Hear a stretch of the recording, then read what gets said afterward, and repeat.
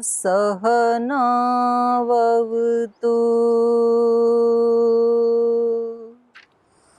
सहनौ भुनक्तु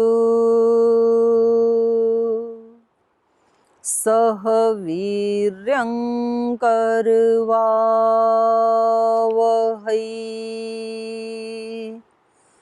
तेजस्विनावधीतमस्तु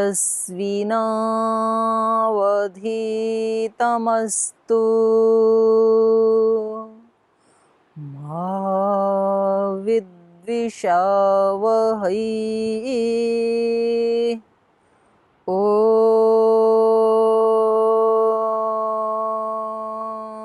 शान्ति शान्ति शान्तिः।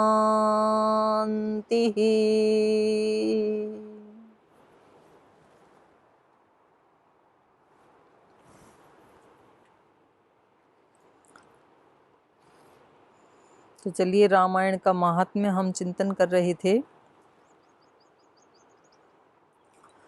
आज यहाँ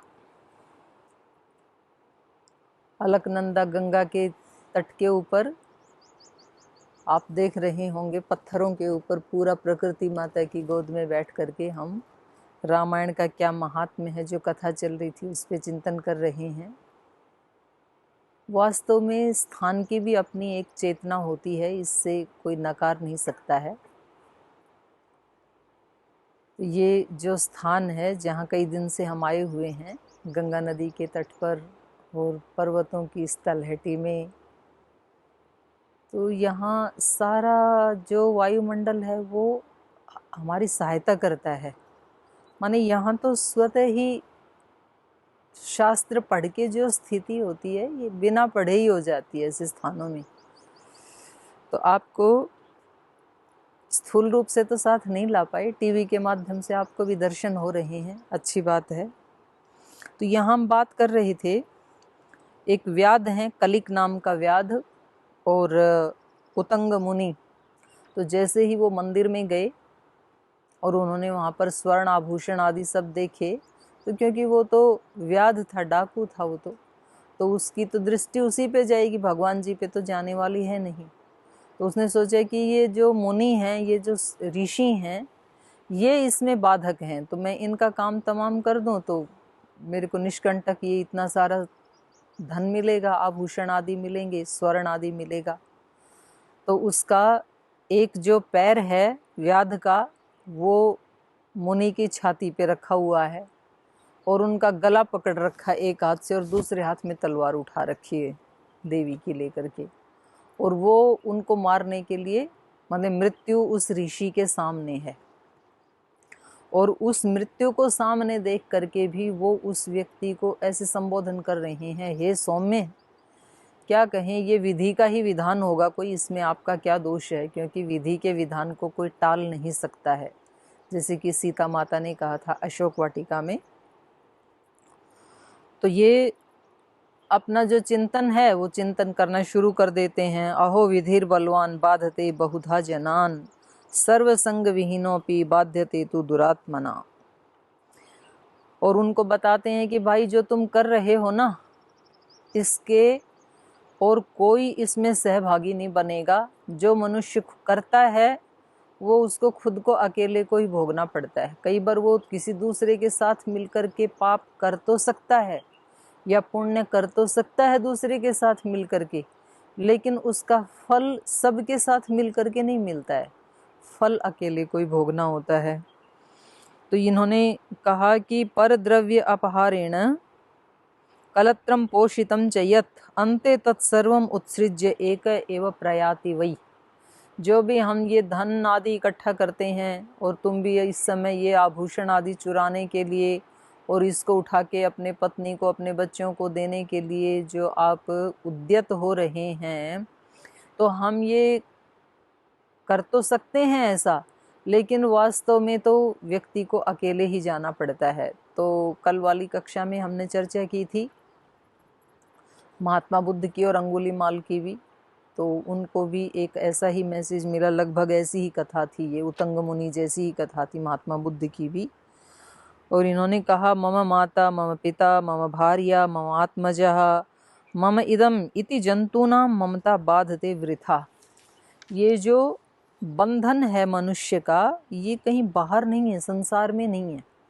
मनुष्य का बंधन है अहंकार और ममकार, अहमता और ममता, बस ये दो ही बंधन है, यही हमें बांधते हैं।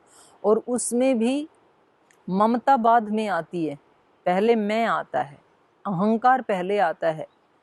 अहंकार से ही व्यक्ति को मुक्त होना होता है, बस एक शब्द में यदि कहें तो, क्योंकि मैं के कारण ही फिर मेरा हो जाता है, और जब मैं ही नहीं हूँ तो यहाँ ये प्रश्न उठता है कि जी मैंपन का कोई नाश थोड़े ही हो सकता है, इसको कैसे हम डिनाई कर सकते हैं। मैं तो हूँ ही, मैं हूँ, लेकिन मैं क्या हूँ, मेरा स्वरूप क्या है, बस वहाँ भूल हो रही है।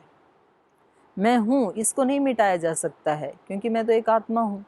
लेकिन जब ये मैं ऐसे हो जाता है कि मैं इस धरती के ऊपर भगवान की सेवा के लिए पैदा हुआ हूँ, मैं इस धरती के ऊपर सुख देने के लिए पैदा हुआ हूँ, मैं इस धरती के ऊपर उस ऋषियों की विरासत को संभालने के लिए पैदा हुआ हूँ, मैं प्राणी मात्र को, न मनुष्य मात्र को, प्राणी मात्र को सुख देने के लिए पैदा हुआ हूँ, तो ये भी अहंकार ही है। लेकिन ये अहंकार, ये अक्लिष्ट वृत्ति वाला अहंकार है, ये बांधता नहीं है, ये हमें मुक्त करता है, ये हमें उससे मिलाता है। मैं उसका प्रतिनिधि, मैं उसका बालक हूँ। तो अहंकार सर्वथा नष्ट भी नहीं होता है, अहंकार चेंज हो जाता है। तो हमने गीता में भी ये पढ़ा कि जैसे ही व्यक्ति अपनी आइडेंटिटी बना लेता है, अपना व्यक्तित्व बना लेता है, वैसा उससे आचरण होने लगता है।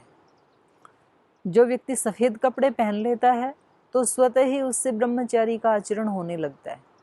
जो व्यक्ति लाल कपड़े पहन लेता है, स्वतः ही उससे सन्यासी का आचरण होने लगता है। उसमें प्रतिशत कम ज़्यादा हो सकता है। एक व्यक्ति लाल कपड़े पहन करके 100% आचरण करता है, एक व्यक्ति बेचारा कमज़ोर है तो हो सकता है वो 50% ही कर पाता हो, लेकिन कुछ ना कुछ तो ऑटोमेटिक हो ही जाता है, इतना प्रभाव पड़ता है व्यक्तित्व का। तो एक व्यक्ति ने जब ये मान लिया कि मैं इलेक्शन में जीत गया और आज से मैं सीएम हूँ, तो उस व्यक्ति का स्टेटस, उसकी वाणी, उसकी चाल ढाल, व्यवहार सब कुछ चेंज हो जाता है रातों रात। तो हमने किसको मैं और किसको मेरा मान रखा है? हमने मैं मान रखा है शरीर को, और मेरा मान रखा है इस शरीर से जिनका संबंध है। इस शरीर से दूसरे शरीरों का संबंध है, तो उस शरीर को हम पत्नी, पति, पुत्र और गुरु, शिष्य, मित्र, ये सब मान लेते हैं उन शरीरों को ही। और उन शरीरों को सुख देने से हमें अच्छा लगता है, उनको परेशानी होती है तो हमें बुरा लगता है। तो कई बार तो ऐसे भी होता है कि वो सुख देने के समय हम वास्तव में उस सुख के माध्यम से उनको परमार्थ के मार्ग से हटा देते हैं, कई बार अपने उस सुख के कारण। और कई बार जो दुख लगता है हमें कि उस शरीर को दुख हो रहा है, हमें दूर रहना पड़ रहा है, लेकिन उसमें ही उनका उत्थान होता है। तो ये बड़ी अज्ञान की बड़ी महिमा है, वो किसको क्या करवा देता है, क्या दिखा दे। ठीक जो दृष्टि है वो ज्ञान के बिना मिलती नहीं है। अज्ञान में ठीक दृष्टि नहीं होती है, उल्टी पुल्टी होती है, कुछ का कुछ ही दिखाता है अज्ञान हमेशा।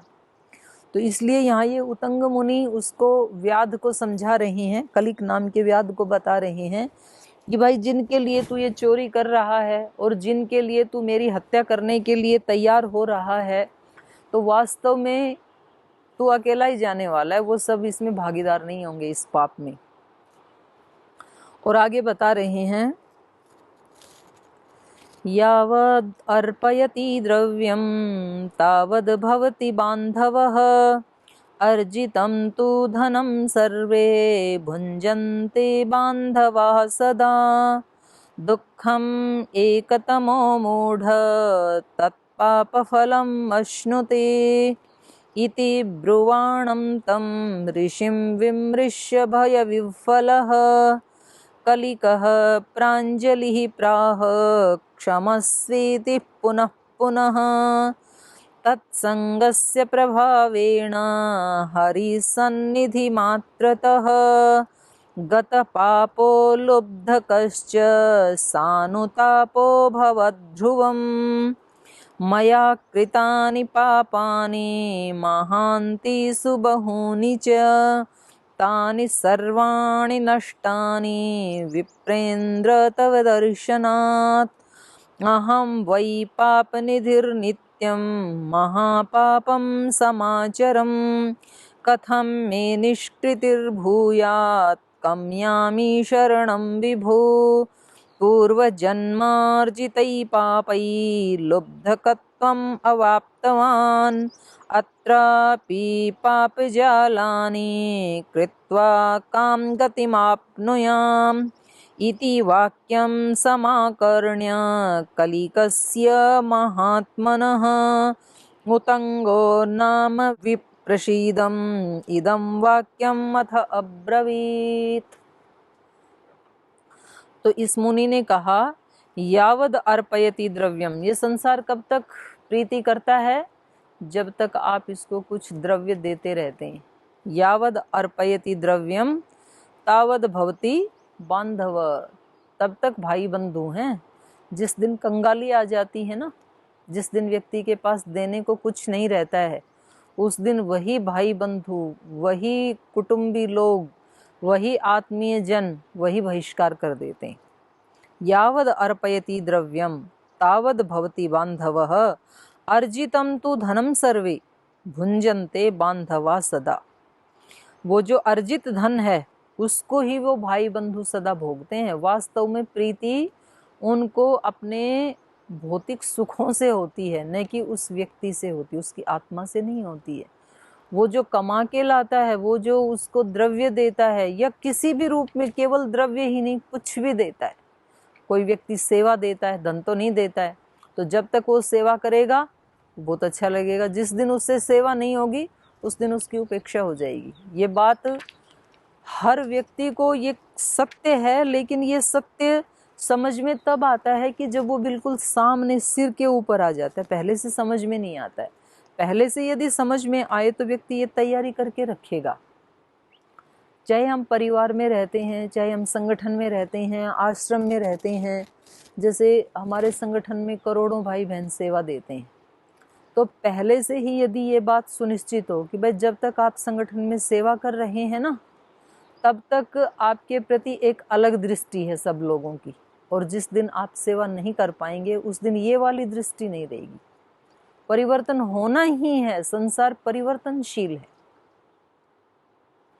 अपने घर में भी जैसे हम बच्चों के लिए कितना ज़्यादा पुरुषार्थ करते हैं, क्या क्या मेहनत करते हैं, और जब हम मेहनत कर रहे होते हैं, रात रात जगते हैं, डबल बिजनेस करते हैं, साइड बिजनेस करते हैं, वो करते समय अगर ये बात पक्का हमें ध्यान रहे कि एक दिन ये मेरी सेवा भुला दी जाएगी, तो फिर जिस दिन भुलाई जाएगी उस दिन व्यक्ति को कष्ट नहीं होगा, क्योंकि वो पहले से ही तैयार था।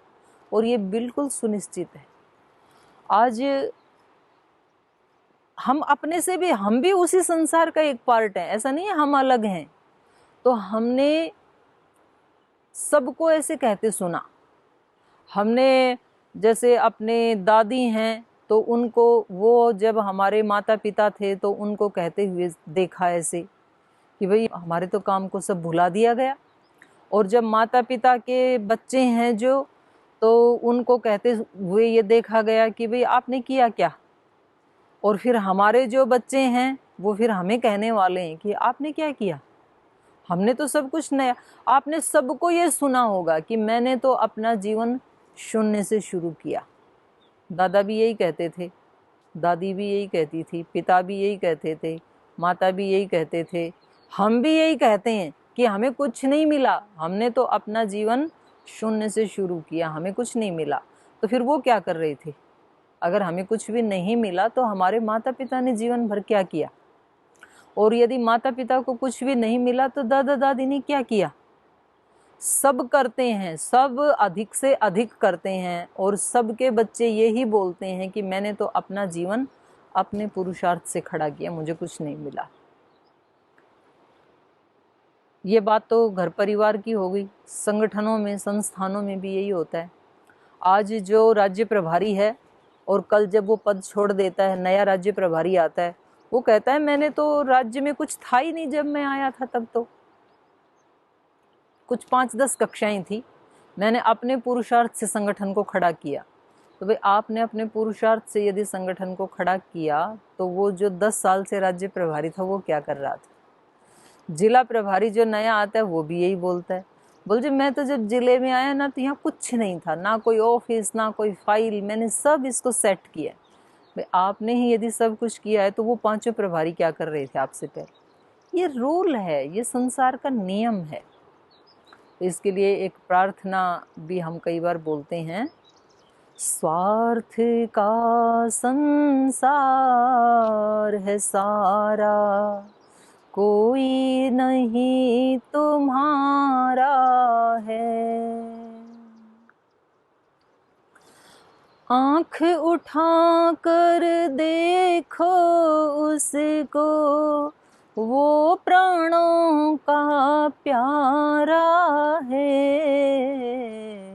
स्वार्थ का संसार है सारा, कोई नहीं तुम्हारा है। तो इसमें किसी के प्रति वो कोई हे दृष्टि पैदा नहीं की जा रही है, कोई बहकाया नहीं जा रहा है। हम भी ऐसे ही हैं, हम मतलब शरीर के रूप में हम। खून है जब तक तेरे अंदर, मिलकर दुनिया निचोड़ेगी। पास रहा ना जब कुछ तेरे, तब तुझसे मुख मोड़ेगी। तू काहे फिर इनके पीछे, फिरता मारा मारा है। स्वार्थ का संसार है सारा, कोई नहीं तुम्हारा है। जो देता है सब कुछ तुमको, उससे प्रीति न करते हो। ठोकर मार चले जो तुमको, उसके पाँव पकड़ते हो। प्रीत लगा कर देखो उससे, वो प्यारों का प्यारा है। स्वार्थ का संसार है सारा, कोई नहीं तुम्हारा है। तो इस कविता को, इस प्रार्थना को सुन के कोई ये ना समझ ले कि जी फिर तो छोड़ें हम बच्चों का पालन पोषण, जब कोई हमारा है ही नहीं, फिर क्यों हम संगठन में सेवा कर रहे हैं। कोई मेरे से भी प्रश्न पूछेगा, आप क्यों संगठन में सेवा कर रहे हो जब कोई है ही नहीं अपना, तो हम ये सारा क्यों कर रहे हैं? ये हम उनके लिए नहीं कर रहे हैं। ये उपनिषद के ऋषि ने भी, याज्ञवल्क्य के ऋषि ने भी कह दिया कि अपने लिए सब कुछ प्रिय होता है। हम जो सेवा कर रहे हैं ये बिल्कुल भूल नहीं करनी चाहिए कि हम किसी दूसरे पे एहसान कर रहे हैं या किसी दूसरे के सुख के लिए कर रहे हैं। हम नीचे ना गिर जाएं, हमारा कहीं अकल्याण ना हो जाए, इसलिए हम सेवा कर रहे हैं। हम कहीं अपने कर्तव्य से, अपने स्वधर्म से, अपने स्वकर्म से कहीं हम च्युत ना हो जाएं, इसलिए हम ये कर रहे हैं, अपनी शुद्धि के लिए, आत्मशुद्धि के लिए, दूसरों को सुधारने के लिए नहीं। ये हम रामायण भी पढ़ रहे हैं तो ये किसी को सुना के किसी का सुधार हो जाएगा या किसी के ऊपर कोई उपकार हो जाएगा इसलिए नहीं कर रहे हैं। हम पाप से बच जाएंगे इसलिए पढ़ रहे हैं। इसको पढ़ करके कम से कम हम नीचे गिरने से बच जाएंगे। तो हर व्यक्ति को ये सोचना चाहिए, यही सत्य है। तो उत्तंग मुनि यही बता रहे हैं, लेकिन ये समझ में उसी समय आता है, पहले से आता ही नहीं है। ऐसा एक मतलब पूरा प्रभाव है अज्ञान का, उससे पहले समझ में नहीं आता है। तो उत्तंग मुनि उसको कह रहे हैं कि भाई यावद अर्पयति द्रव्यम तावद भवति बांधवः, अर्जितम तु धनम सर्वे भुंजन्ते बांधवा सदा, दुखम एक तपो मूढ़ः। अरे मूढ़, दुख को तो अकेला ही भोगेगा तू। दुखम एक तपो मूढ़ तत्पाप फलम अश्नुते। उस पाप का जो फल है दुख, क्योंकि तू पाप कर रहा है, हत्या कर रहा है, हिंसा कर रहा है, तो इसका ये तो पाप है और इसका फल आएगा दुख। तो तू ये कर्म कर तो रहा है दूसरों के लिए, लेकिन इसका जो फल आएगा वो दूसरे नहीं भोगेंगे, वो तुझे भोगना है। इति ब्रुवाण, जब उन्होंने ऐसे कहा, देखो किसी के शब्दों में भी कुछ दम होता है। एक व्यक्ति कोई राह चलता यही बातें सुनाए, तो कोई बच्चा ये बातें सुनाए तो हमारा बिल्कुल उसके ऊपर विश्वास नहीं होगा, लेकिन जब महर्षि वाल्मीकि ये बात सुना रहे हैं तो कहीं ना कहीं जाके हमें टच करती है। कोई सामान्य व्यक्ति हमें कहे कि काम करो, फल की इच्छा मत रखो, तो हमें हंसी आएगी, हाँ ये देखो ये हमें उपदेश दे रहे हैं। लेकिन वही बात जब योगेश्वर कृष्ण कहते हैं गीता में, तो कहीं ना कहीं टच करती है हृदय को। तो ये मुनि के शब्द हैं, तो भले ही वो व्याध था, लेकिन उसको कहीं ना कहीं नॉक किया उसके हृदय को इन शब्दों ने। जैसे एक उसकी कथा आती है महर्षि दयानंद और अमीचंद की। अमीचंद बहुत शराब पीता था और एक दिन पता नहीं कैसे वो शराब के नशे में महर्षि दयानंद के सत्संग में चला गया। वो गाता बहुत अच्छा था, कंठ बड़ा सुंदर था उसका। तो जैसे ही उसने भजन सुनाया तो दूसरे लोगों ने तो कोई खास सम्मान की प्रतिक्रिया नहीं दी, क्योंकि लोगों को पता था, बोली ये ऐसे शराब पी के बैठा रहता है, ये अभी भजन गा रहा है। लेकिन महर्षि दयानंद ने कहा, अमीचंद तुम हो तो हीरे पर कीचड़ में पड़े हो। तो उसको वो बात नोक कर गई, हर्ट कर गई। तो उसने कहा कि अच्छा फिर मैं हीरा ही बन के दिखाऊंगा। यदि मैं हीरा हूँ, यदि मेरा स्वरूप ये है, तो मैं उसको अभिव्यक्त करके दिखाऊंगा। तो किसी ऋषि के वचन जो हैं वो कई बार हमें जगाने का काम करते हैं। यही सत्संगति का असर होता है, जिसकी हम संगति में रहते हैं। और वो संगति जितनी ज़्यादा असरदार होती है, असरदार वो तब होगी वो जितना जो कह रहा है उस बात को स्वयं जी रहा है, उतना ही ज़्यादा वो असर करेगा। एक व्यक्ति स्वयं बहुत ज़्यादा धर्मात्मा है, धर्म का आचरण करता है, और वो फिर कोई धर्म की बात कहता है, तो उस शब्द वो ही होते हैं, लेकिन उसकी बातों का एक अलग असर होता है, ये सुनिश्चित है। तो जब इन्होंने इनकी बात सुनी उतंग मुनि की, इति ब्रुवाणम तम ऋषिम विमृश्य भय विह्वलः, तो इस तरह उस ऋषि को बोलता हुआ देख करके वो भय विह्वल हो गया। वो जो डाकू था, व्याध था, भयभीत हो गया वो, कि देखो इस व्यक्ति का धैर्य देखो, मौत इसके सामने है, ये चिल्ला नहीं रहा है, इसको शरीर छूटने का भय नहीं है, ये गिड़गिड़ा नहीं रहा है, ये मेरे से प्राणों की भीख नहीं मांग रहा है, बल्कि ये उल्टा मेरे को उपदेश दे रहा है, क्योंकि इसने उस चीज को जिया है कि आत्मा तो अमर है और ये तो आने जाने वाली चीजें हैं। तो इसलिए इसके ऊपर इस मौत का भी असर नहीं हो रहा है। इस सत्य को उसने देखा। देखो सत्य, शास्त्र जो है और शास्त्र के जो वचन है निश्चित रूप से हमारी बहुत ज़्यादा सहायता करते हैं। लेकिन अगर कोई व्यक्ति ये सोचे कि बस केवल इसके पढ़ने मात्र से सत्य की प्राप्ति हो जाएगी, तो फिर ये नादानी है, ये भूल है। एक ग्रंथ नहीं, सारी धरती के सारे ग्रंथ ला करके भी यदि हमारे सामने रख दिए जाएं और हमें पढ़ा दिए जाएं और हमें याद भी हो जाएं, तो भी हम सत्य को प्राप्त हो जाएंगे, ये नहीं कहा जा सकता है। सत्य को प्राप्त करने का मार्ग जुदा है, उसमें ये शास्त्र बहुत ज़्यादा सहायता करते हैं, क्योंकि इन व्यक्तियों ने भी उस सत्य को जाना है। तो किस व्यक्ति का सत्य हमारे लिए, हमारे काम आ जाए, तो इसलिए हमें सब शास्त्रों को पढ़ना चाहिए। क्योंकि जब व्यक्ति रोगी होता है ना, तो वो सभी प्रकार की दवाइयाँ ट्राई करके देखता है कि चलो एलोपैथी भी ट्राई कर लेते हैं, होम्योपैथी भी कर लेते हैं, नेचुरोपैथी भी कर लेते हैं, आयुर्वेदिक भी कर लेते हैं, और क्या पता योग से ठीक हो जाए। तो हमारे यहाँ तो पतंजलि में आते ही वो लोग हैं जो सब तरफ से निराश हो चुके, तो लास्ट में बोले चलो योग को भी ट्राई कर लेते हैं। तो जब तक हमारे अंदर अज्ञान है, जब तक हमने उस शाश्वत सुख को प्राप्त नहीं किया है, उस शाश्वत शांति को प्राप्त नहीं किया है, तो तब तक हम अलग अलग महापुरुषों के वचन सुनते हैं, उनसे सत्संग करते हैं, अलग अलग शास्त्रों का भी अध्ययन करते हैं। तो क्या पता किस शास्त्र का कौन सा शब्द हमारा उद्धार करने वाला बन जाए। लेकिन खोज उसी की रहती है। अथर्ववेद में ब्रह्मचर्य सूक्त आया है, तो उसमें ब्रह्मचर्य सूक्त का पहला ही मंत्र है, ब्रह्मचारी इष्णन, उसकी खोज करता हुआ, चरती, रोदसी उभे इमे, इस दोनों लोकों में, दोनों लोक मतलब रोदसी कहते हैं पृथ्वीलोक और द्युलोक को, तो अंतरिक्ष बीच में अपने आप ही आ गया, अर्थात तीनों लोकों में जो ब्रह्मचारी होता है, ब्रह्मचारी का मतलब है, ब्रह्म मतलब विराट, महान, और चारी मतलब आचरण करने वाला, तो जो उस विराट की खोज में आचरण करता है, घूमता है, खोजता है, उसको कहते हैं ब्रह्मचारी।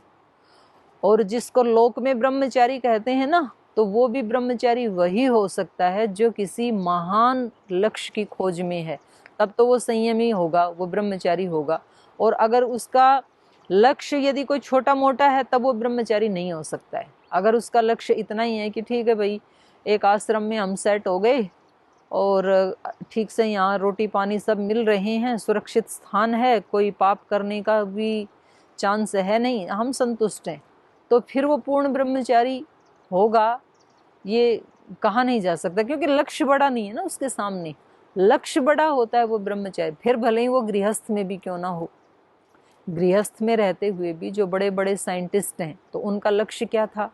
अब न्यूटन का एक लक्ष्य था कि सेब नीचे ही क्यों पड़ा, मुझे इसकी खोज करनी है, क्या कारण, ऊपर क्यों नहीं गया, दाएं बाएं क्यों नहीं गया, पूर्व पश्चिम में क्यों नहीं गया, ये नीचे ही क्यों आया। तो कितना बड़ा विराट लक्ष्य उसके सामने, उसके लिए उस व्यक्ति को अपनी सारी ऊर्जा को वहाँ फोकस करना पड़ेगा। और जब सब तरफ से अपनी इंद्रियों की ऊर्जा को हम समेट करके किसी एक जगह लगा देते हैं, इसी का नाम एकाग्रता और धारणा है और प्रत्याहार है। जो हमारे योग के 8 अंग हैं, तो उसमें यम, नियम, आसन, प्राणायाम, प्रत्याहार, प्रत्याहार यही है, इंद्रियों को उनके विषयों से समेट करके किसी एक के ऊपर फोकस करना। तो वो कोई भी विषय हो सकता है। न्यूटन का ये एक विषय था, किसी दूसरे साइंटिस्ट का ये था कि उसको बल्ब का आविष्कार करना है, किसी तीसरे का है कि मुझे अपने बिजनेस का टर्नओवर इतना करना है, किसी चौथे का ये लक्ष्य हो सकता है कि मुझे यहाँ से और वहाँ तक पूरा रोड बिछा देना है, किसी का लक्ष्य होता है कि मुझे पूरे देश में रेलवे लाइन बिछा देनी है, किसी का लक्ष्य हो सकता है कि मुझे पूरे देश को योगी बनाना है, योग युक्त बनाना है। जैसे श्रद्धेय स्वामी जी महाराज एक लक्ष्य को लेके चले कि मैं ऐसा भारत देखना चाहता हूँ जो सुबह सुबह उठ करके रोजाना योग करें, चाहे वो घर में करें, पार्क में जाके करें। तो ये कितना विराट लक्ष्य है, और उसके पीछे फिर उस व्यक्ति की ऊर्जा लगती है, तो वो स्वतः ही ब्रह्मचारी बन जाता है, विराट की खोज करने वाला। और फिर ये सारी प्रकृति उसके उस लक्ष्य को पूरा करने के लिए चारों तरफ से उसका सहयोग करती है। तो स्वामी जी महाराज ने लक्ष्य तो बनाया था देश का, कि पहले देश और फिर सारी दुनिया, लेकिन वो लक्ष्य पूरा हो गया एक ही साथ। वो कोरोना ने सबका सिर झुका दिया। तो ये कितनी बड़ी बात है। मतलब एक योगी ने, एक दुबले पतले सन्यासी ने, जिसका लक्ष्य विराट था, जो देखने में बहुत ज़्यादा पहलवान नहीं है, लेकिन उसके हौसले इतने बुलंद हैं, उसका लक्ष्य इतना ऊंचा है, इतना विराट है, ब्रह्म है उसका लक्ष्य। तो खैर ऐसे तो पता नहीं कितने जन्मों की साधना चल रही होती है आत्मा की, एक जन्म में नहीं होता है। लेकिन इस जन्म का यदि हम देखें तो मात्र 3 दशक में अखंड प्रचंड पुरुषार्थ करके एक योगी ने, एक सन्यासी ने, एक महात्मा ने पूरे देश को नहीं बल्कि पूरी दुनिया को योग के सामने नतमस्तक कर दिया। ये कोई छोटी बात नहीं है, ये ब्रह्मचर्य की शक्ति है।